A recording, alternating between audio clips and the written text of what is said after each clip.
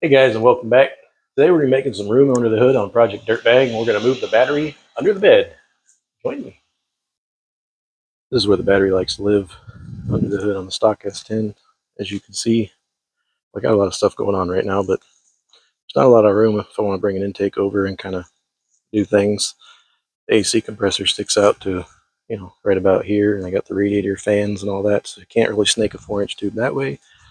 This is a little bit lower, and I'm thinking I might be able to down here, maybe try to get some cold air from down that way. So that means the battery's got to go. Went on the Amazon and spent $30. Got me one of the battery trays. Use these on a couple deals, and you can either bolt or weld to the frame as long as you got good mounts. This is a pretty heavy battery to be flying off. But we're going to get underneath here and see if we got some room to fit this thing up.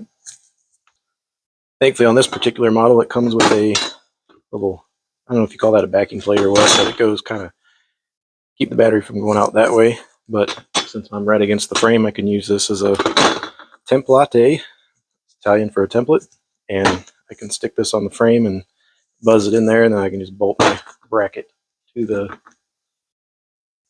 that thing. I can bolt it up there. I'm under here on the passenger side, just aft, just rearward of the cab there. There's this whole little cavity here where the stock muffler used to be. We're not going to do stock things anymore, so that's a prime spot for passenger side rearish weight to be distributed.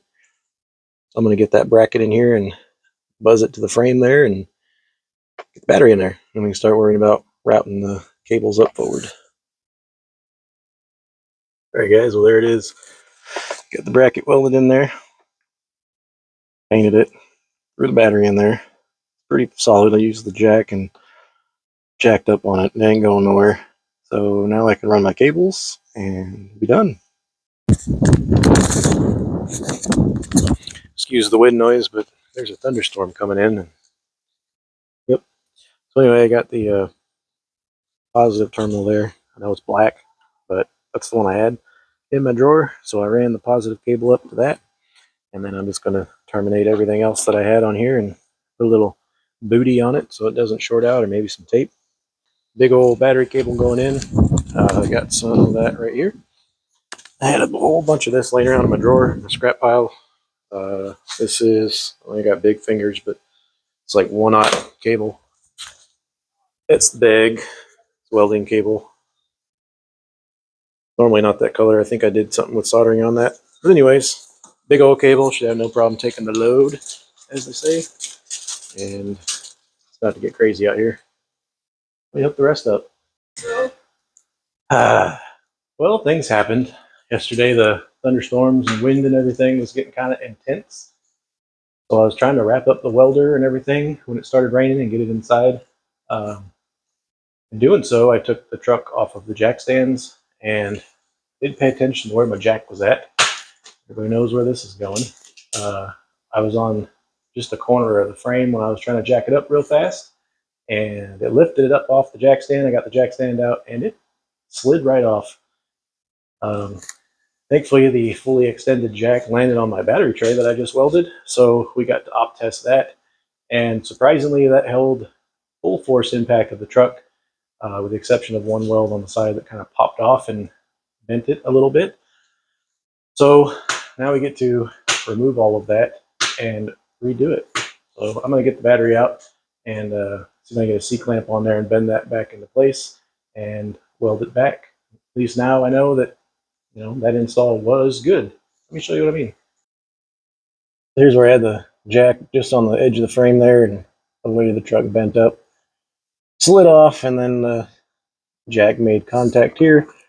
I put a lot of welding on this all the way across, everywhere it passed on the metal and things, but it did bend this little side out. So I'm going to get the battery out and see if I get a C-clamp around that somehow and kind of bend that back. And then I'm going to weld this, and I'll probably add a gusset on the back there. But I mean, how many times are you going to take full force impact of the truck on the battery tray itself? So I think we're good. I'm just going to fix it and get it back in there. All right, Got a C-clamp in here, bent this back. Got it kind of straightish. A little hard to get a clamp around all that. Weld a little triangle this way, and weld a little triangle on the back side back there. Keep it from doing this, and try to strengthen it up, give it a little more, tie-in over here. All the way welded all the way around. You can jack the truck up with this now, and now we'll get in there and turn it on and make sure everything works. Here we got all the positives hooked up. Negatives are still technically connected through the negative battery cable. I'm gonna take everything apart and run this to where I got a ground distribution post up there just to kind of tie it all in together. Block is grounded, the body is grounded, and the frame is grounded, so they're all tied together. That's your 3 ground points: the alternator, starter, and then the fuse, fusible link that goes over to the distribution block over there. That's all off of this positive joint there. And just to make sure all the interior stuff still works. So that was pretty easy. $30 for an Amazon bracket.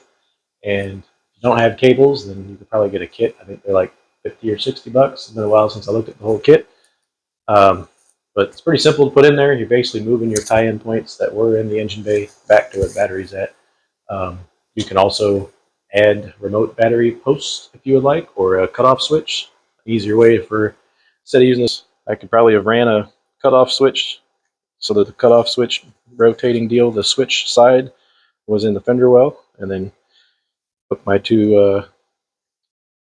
the battery cable that comes up to the front on one side and hook everything else on the other side. Then I can have turn off the power if I need to.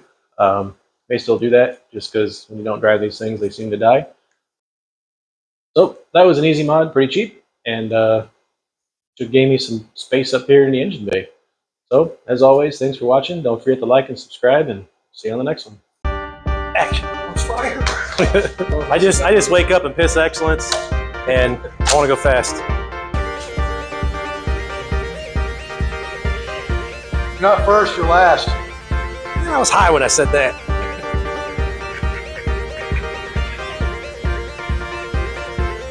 Did real good. Car ran real good.